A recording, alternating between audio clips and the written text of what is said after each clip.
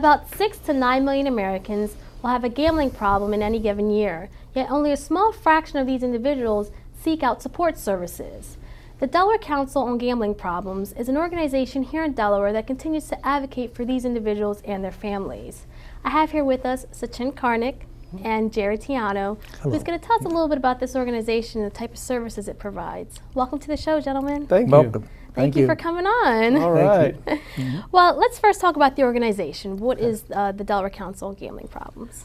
Well, the Delaware Council on Gambling Problems is a 501c3 nonprofit organization. Its primary mission is to raise awareness, public awareness overall, that problem gambling, or what we call gambling disorder, is a treatable problem, that there's treatment available for it, and also to facilitate a network of services where people can obtain treatment from nationally certified counselors throughout the state of Delaware. You know, so we want to encourage people to access our services if they need help. Okay, and there's so many different types of gambling. Sure. How can one become addicted to this? Oh, well, yeah. There's a lot of research still yet to be done, but there seems to be some indication that the illness is caused by neurology, genetics, or something.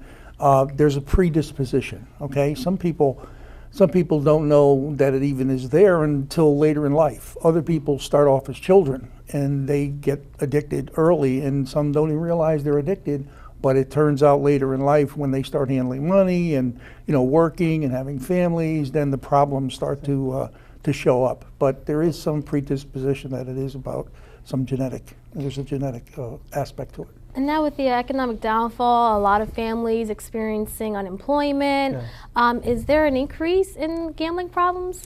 That's a great question. It's one of the things that we try to figure out all the time, because the demand for our services goes up and down, and there's no logic to it, okay?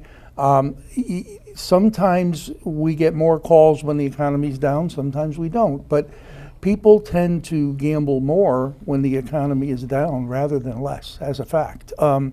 So the chances that they're gonna get in trouble are greater, but there's a reluctance to ask for services. So our numbers go up and down all the time.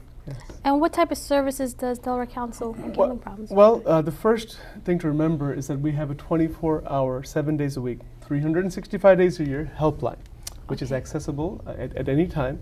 And that number is 888-850-8888. Pretty easy to remember.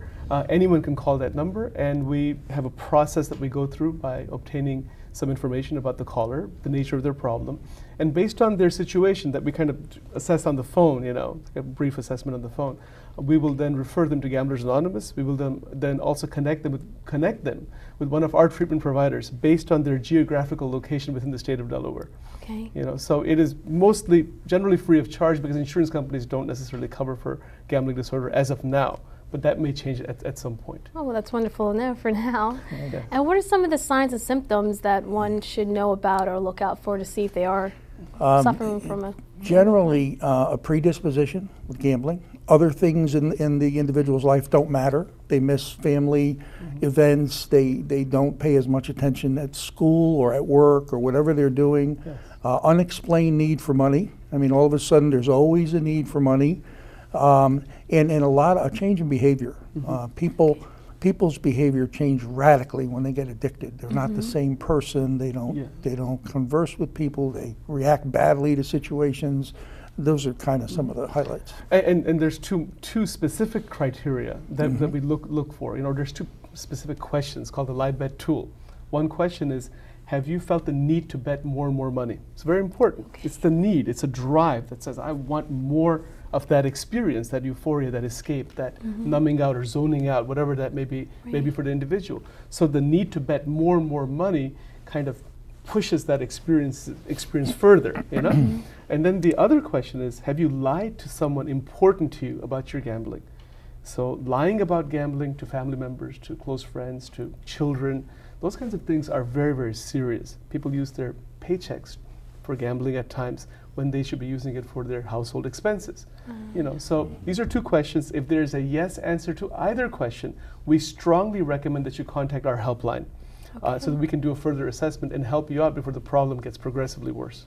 Oh, for those who don't know, the month of March is National Gambling Problem Awareness Month. Yes. What are some of the events that your organization's offering? You're going to talk about, you know, this is a very important month, and it's kind of been changed now from Awareness Week to Awareness Month, you know. Right. So we have a whole month of interesting activities. One of the things that we'll be doing is going to all the racinos, which are the three casinos that we have, but they're called racinos. Okay. You know, and we'll be doing full tabletop display presentations there, talking to various people who will stop by the table to obtain information about problem gambling and the services we provide. We will also be in the schools. We're in the schools throughout the year as it is, but we'll be in various public high schools throughout the state of Delaware. We will also be in various newspapers, maybe giving some interviews in the newspapers. We'll be running ads. So there may be anywhere from 50 to 70 different activities are planned as of now for National Problem Gambling Awareness Month. The goal is to raise awareness statewide about the nature of what we call a gambling disorder and how to access treatment. Okay. So that is the main goal. And why has your organization reached out to public high schools? I know Jerry touched bases on that. This can start at a very young age, but why did you find the need to reach out to some high schools? Just because of it's part of a prevention program. Yes. You know, the best thing to do with these things is prevent them. Don't let them get started. And we had some evidence that the youth was getting more involved in gambling. Yes. You know, in the recent past, or even maybe longer, but there was more involvement by youth. So there's definitely a need to get there and raise their awareness about what this thing is all about and what to what to look for if they're getting in trouble. And just a quick follow-up on his answer. If you look at all the 8th graders and 11th graders within public high school system, 49% of all the boys have placed a bet within the past year. Wow. 33% of all the girls have placed a bet within the past year. That's 8th grade and 11th grade. And then the other interesting thing is that if we look at the students who are doing worse in school with C's and D's and F's, those kinds of grades, the level of betting is higher. Also, those individuals who placed bets within the past month, kids I'm talking about, you know, teenagers, for them they're much more likely to engage in criminal activity, be involved with the law, have other risky behaviors with drugs, alcohol, those kinds of things. Okay. And Sachin, we're almost running out of time here, but can you let us know about the Bold Chat on your website and then how we can contact you? Sure. If they go to our website, www.dcgp.org,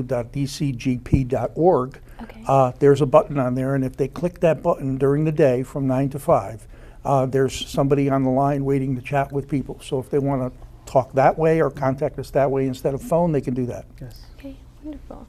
And thank you so much for joining us, gentlemen. Great. This is a wonderful opportunity to reach out to the Hispanic community. Yes, as we all know, gambling, it's all across nationalities. Definitely. And I look forward to having possibly you on again in the future. Sure. Definitely. Love to do it. Thank you very so much. much. Thank you, gentlemen. Thank you. Thank you. All right.